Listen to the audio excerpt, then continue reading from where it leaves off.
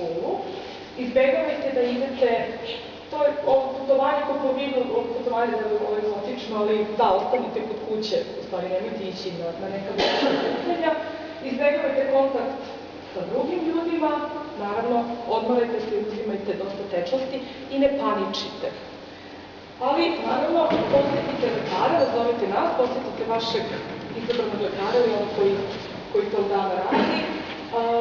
Ako imate neke od sledećih simptoma, znači, potražite neodložnu pomoć, ako vi ili vaše dete ili gospodo Vlada, ako imate neke od sledećih simptoma, to su ubrzano ili otežano disanje, kod dece plavičasta boja kože, to se u medicini zove cijanoza, ali mislim da vam je zgoda da to pamtite kao plavičastu boju kože, ako dete ne unosi dovoljno tečnosti, ako da teško budi, kako ono ne komunicira na uobičajen način sa vama, ako je razdražljivo ili ako je detetu u početku bilo bolje, pa onda naglo pozlilo usrema, ili ako se pojavi povišena temperatura sa oslugom.